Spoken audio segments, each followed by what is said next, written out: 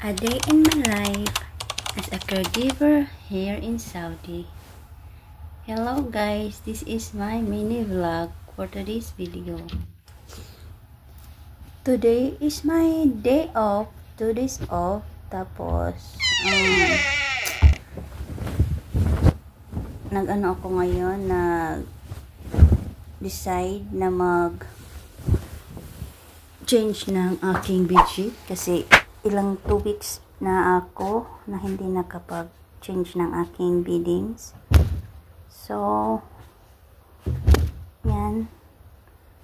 Palit na ako ng aking pillowcase kasi maraming labahin ko niya kasi ilang kumot ang tinanggal ko kasi nga nung last month is sobrang lamig kaya doble ang aking kumot. Ngayon siguro magsa-summer na pero mahangin pang ang hangin niya ang hangin is malamig pa. Hindi ko alam, mga katapusan siguro ng Feb is magsa-summer na dito. Yun na guys, fast forward ta kasi anong oras na? Umakyat kasi ako kagabi is mga 8 something, mga mag-8 gabi kasi ako nagpapalit ng aking beddings pag off ko lang kasi wala akong time pag morning. Pag morning kasi pag off ko is oras na ako nagigising, mga 12 or 1 ako dito, PM ako dito nagigising pag off ko kasi nabawi ako ng aking tulog pag naka-duty ako. Minsan kasi yung pasyente namin is walang tulog, so pag off lang namin is nakakabawi kami sa tulog. Pero minsan naman yung pasyente namin is maganda yung tulog kaya nasabay kami sa tulog pag 24 hours duty namin. Kaya minsan 1 week or 2 weeks pag hindi natatamad nagpapalit ako ng beddings.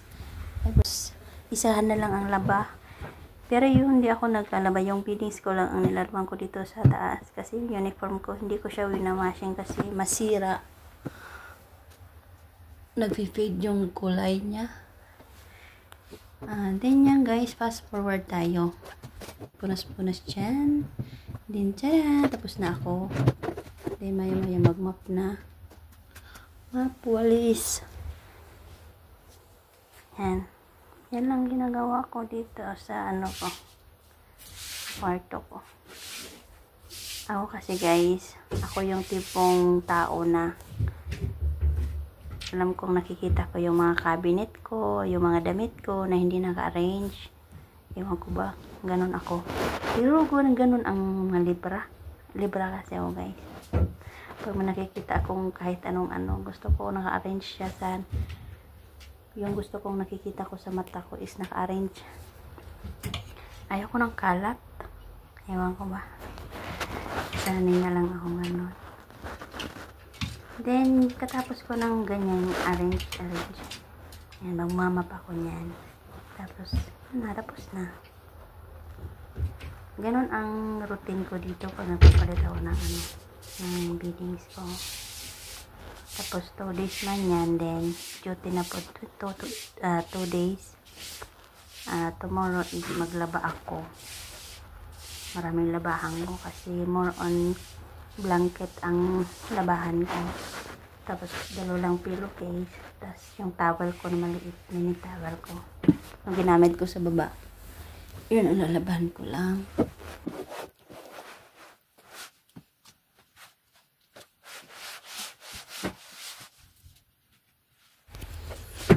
Yun lang guys, mag-map lang ako dyan. Seryoso kaayo ang nawong ni Leslie kay oras na 9 na, hindi pa ako tapos. So tomorrow na ako maglaba kasi hindi ako pwede maglaba ngayon kasi maingay yung washing. mga tulog ng mga tao dito, baka tayo masigawan ni Kalbo. Yun lang guys. Thank you for watching my mini vlog. And don't forget to like, share, and follow. Bye!